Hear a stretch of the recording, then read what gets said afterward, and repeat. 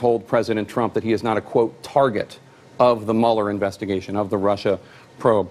At this point in the investigation, what might that mean, telling the president he's not a target? I don't know what it means. It's a fairly standard part of any investigation, trying to decide whether a person you're encountering is a witness, a subject, or a target. A target is someone on whom the investigation, the grand jury, has developed significant evidence sufficient to charge. Witness is somebody who has nothing to do with any exposure, and a subject is everybody in the middle. So I don't know the context in which the Deputy Attorney General did that, but that's the general framework. The president has obviously had a lot of words in response to you for the last year and change, especially this last week. He's called you a liar and a leaker. Our reporting says that a Republican who recently spoke with the president says that the president feels as though he has weathered your book tour. Has he weathered the book tour? Has he come out unscathed? I have no idea. The book tour is not about the president. It's about my hope that I can be part of facilitating a conversation about our values. President Trump figures in that, obviously, because he's part of the stories I'm trying to tell to illustrate ethical leadership. Because it's not about him, I haven't thought about it in terms of whether he's weathering it or not weathering it. The book's about President Trump to a great deal. I mean, there's a lot. I read the book. There's a lot in there about your time as a U.S. attorney, about your childhood. But there's a lot in there about President Trump, especially in terms of leadership. He's an example of how not to be a leader, in your view. He is the example of somebody who is a bully. And you talk throughout the book about how you hate bullies. I think he is a counterpoint. That's why he's in there. I couldn't write about ethical leadership and illustrate it with stories without telling stories of someone I think fails to reflect the values of an ethical leader. So sure, he's 3 of the 14 chapters. It's an important part of the book. But all I meant is it's not a book about Donald Trump, and I hope very much it'll be useful long into the future beyond the Trump presidency. You've leveled some very tough charges about him. You call him morally unfit. You call his presidency a forest fire. You say he's violating the rule of law. Do you think the nation would be better off if Hillary Clinton had won? I can't answer that. That's something that hypothetical is too hard for me to go back in time and try and answer. You paint a pretty dire picture of President Trump. Yeah, it's hard to imagine how you don't think the nation would be better off if Hillary Clinton had won. Yeah, I don't think about it in those terms, though, Jake. I think we have the current president, who was, in my view, legitimately elected, is serving as president. The question is he adhering to our values? He's clearly not, so what do we do about it? And I think the first thing we do is not get numb to it. When he calls for the jailing of private citizens in his tweets, don't shrug, but realize that's not okay, that's not normal. It's interesting that you won't go as far to say that Hillary Clinton would be, the nation would be better off if Hillary were president, because you have called for the nation to respond to the challenge of Trump, in your view, by voting, presumably by voting against what he represents. Is that not a fair interpretation?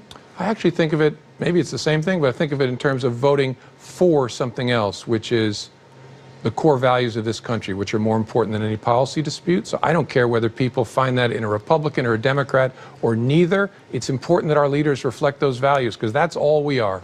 So you have spent decades building a reputation for being evidence-based, for being nonpartisan. The FBI is an organization that is supposed to be evidence-based and nonpartisan. Do you worry that by painting this stark portrait of President Trump and suggesting that the American people should vote for something other than the lack of values that he represents in your construct, that you are sullying both the brand of Comey and the brand of the FBI? Yeah, I don't think so, and I certainly hope not, because I'm not criticizing President Trump because he's a Republican or because he has a certain view on taxes or immigration or anything else. I'm criticizing him on the grounds of values, which is at the center of the FBI, and something that should be at the center of all of our evaluations of our leaders. So I get that it's relevant to politics, but I see it as something actually more important than partisan politics. Something you said to me in one of your interviews stood out. Quote, if you've been investigating something for almost a year and you don't have a general sense of where it's likely to end up, you should be fired because you're incompetent. You write something similar to that in the book, and it's you explaining why you wrote the letter, basically exonerating Hillary Clinton from criminal behavior before you had even interviewed her. But let's apply that same standard to the Mueller investigation. You oversaw the Russia investigation for almost 10 months. Do you have a general sense of how that investigation is going to end up? In some respects, I did at the time, but not completely. I suspect that the team that's investigating it now has a general sense. I have no idea what that is. But again, it's a general feeling that on the current course and speed, we're likely to end up in this direction or that direction. And where did you think it was going to end up? Did you think it was going to end up with people around President Trump being found guilty of conspiring, aiding and abetting with Russians? I can't say. I've left that out of the book for reasons that should be obvious. I can't talk about classified information or sensitive investigative details, so I'm not going to say. But your sense of where the investigation was headed is not classified. It's just your impression. And obviously the investigation has continued since then. Why won't you say? I mean, people want to know. You have left the impression that there's something there in your interviews. You have said, when asked, do the Russians have something on President Trump, you've said it's possible. It's possible, which is not a very FBI director answer, don't you think? No, I think it's an honest and calibrated answer. Well, so I hope that's an FBI, I'm not the FBI director, but I hope that's an FBI director type answer. Well, when you gave the press conference about Hillary Clinton in 2016 in the summer, you said, you didn't say she didn't lie, or you didn't say it's possible she lied. You said you found no evidence that she had lied. Mm-hmm. You found no evidence that she had that email server knowing that it was improper. But you're not using the same construct of there is evidence or there isn't evidence. You're saying it's possible. That leaves the impression for people that there might be stuff out there, that there might be evidence that President Trump is under the thumb of the Kremlin. Yeah, but I see that, Jake, as you're asking me about two different things. I'm not going to talk about the investigation of possible cooperation between Americans and the Russian effort to influence our election. What you're asking me about now is, why did I say what I said when people asked me whether I thought it was possible that the Russians had derogatory information on President Trump? I think it's unlikely, but I think it's possible. But isn't that construct unfair to President Trump in a way? Because the question was, if President Trump was compromised by the Russians. You say it's possible. I don't think it's likely, but it's possible. I mean, it's possible there's life on other planets. We don't know. For you, somebody like you, with your reputation, saying it's possible isn't, I mean, it's also possible that it's not true. Isn't that another way you could look at the same question? Sure, but I'm not looking to the stars saying there might be green men out there. There's a reason I say it's possible. Two things struck me. One, the president's constantly bringing it up with me to deny it. And in my experience as an investigator, it's not an ironclad rule, but it's a striking thing when someone constantly brings up something to deny that you didn't ask about. And then second, I've always been struck in my encounters with him that he wouldn't criticize Vladimir Putin even in private, which struck me as odd. Now, those aren't definitive, those aren't conclusive facts, but the reason I'm saying it's possible is there are things that lead my common sense to believe it's possible. But isn't that kind of cute? I mean, you're not saying that you have evidence of it, you're just saying it's possible. I mean, do you have evidence that President Trump has been compromised by the Russians? Have you seen evidence of it? No, and I think I've said that throughout. I'm trying to be transparent as here's my reasoning. Here's why an honest answer has to be it's possible. Now, I'm not saying it's likely. In fact, I've said all along, and I'm repeating it to you here today, it's unlikely in my view, but it's possible. So let's talk about the investigation and what you can talk about it. In January 2017, when you met with President Trump and you did that oral presentation of what's in that two-page memo summarizing the Steele dossier, we know from the book that you talked about these unverified allegations involving him and prostitutes.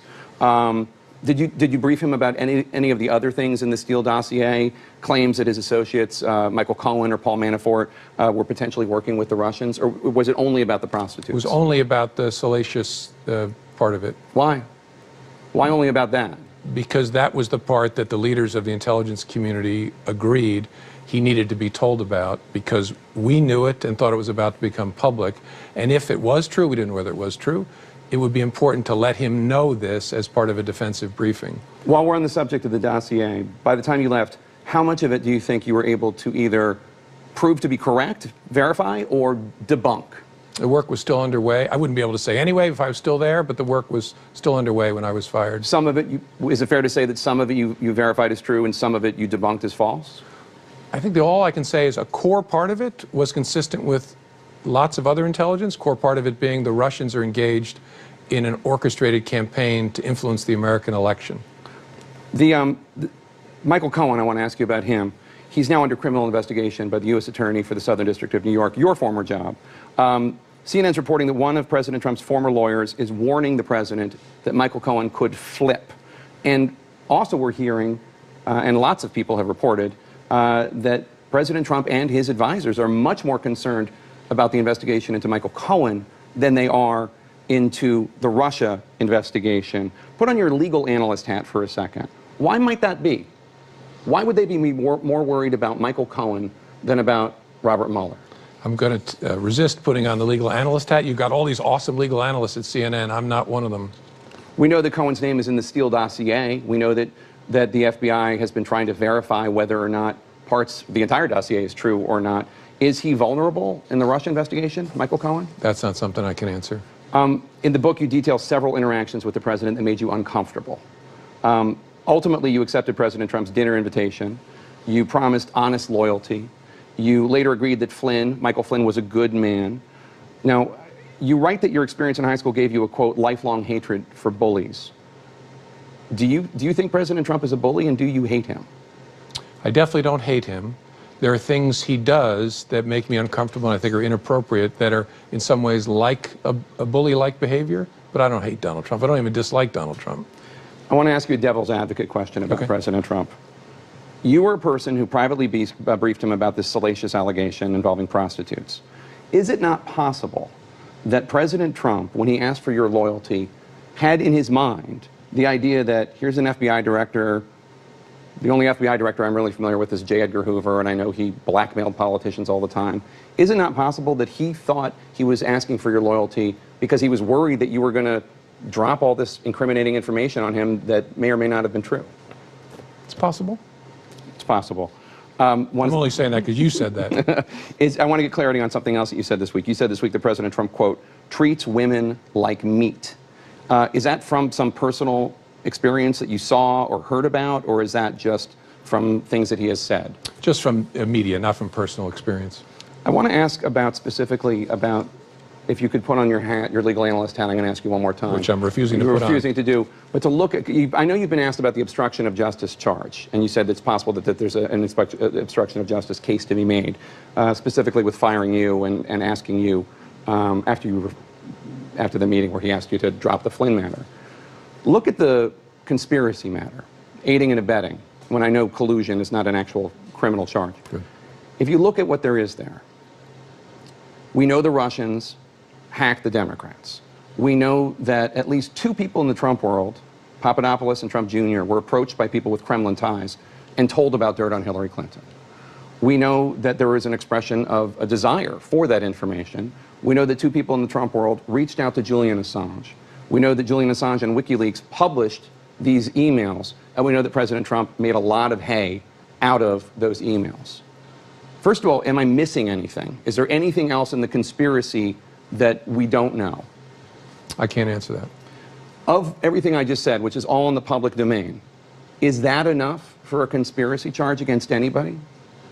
It's really not something I can answer. I would say this: you'd certainly, if you're the special prosecutor, want to understand those facts and any around them to try and make that analysis. But is there a case there? You don't want me to say it's possible again. It's possible, but I don't know. You write in the book about your controversial decision to notify Congress that you were reopening the Clinton investigation just a few days before the election. You've been asked a lot about this, so I'm not going to ask the same questions other people have. But you did say you were thinking at the time, quote, if I hide this from the American people, she'll be illegitimate the moment she's elected. Didn't that happen except to Donald Trump? In other words, you didn't disclose, and I understand why you didn't, but you didn't disclose the Russia investigation to the American people. And now there are a lot of people who think he's illegitimate, and it's something that he himself thinks is a cloud hanging over his presidency. In avoiding, possibly of trying to avoid doing one thing to Hillary Clinton, you did it to Trump? I don't think so, because I think of the two investigations, and everybody working on it in the Department of Justice and the FBI did as well, as quite different. Very early stage counterintelligence investigation of Americans, not Donald Trump, a small group trying to figure out, is there any connection between those people and the Russian effort? Separate from the Russian effort, which we had important discussions about whether to publicize that, but I don't know what we would have said in the early stages. We weren't investigating Donald Trump. We had just started. I think there actually wasn't serious consideration given to it because it wouldn't be remotely appropriate under our policies. You call it very early stages in October 2016, but you disclosed it in March 2017. That's only 5 months later. Was there really such a difference in terms of disclosing it? But only in a general way. I mean, 5 months later, we informed Congress that there was an investigation, but didn't say anything more about that. And the reason for that is the acting Attorney General decided there was such pressure from Congress. Senator Grassley was holding up the confirmation of the Deputy Attorney General unless he got more information, that there were important prudential reasons for the Department of Justice to say something in general about it 5 months later. You admit in your book that you made 2 mistakes in the Clinton investigation. One of them was using the phrase extremely careless to describe Secretary Clinton's handling of classified information. You said that was a mistake. What phrase should you have used? I don't know. Even in hindsight, I haven't come up with a better way to capture that it was something above mere sloppiness. We're talking about 8 top secret emails, dozens of secret emails. And so we were trying to find a way to honestly describe something that was above just ordinary carelessness, leaving a document on a counter at a restaurant or something by accident, and criminal misconduct. It was between those two. But you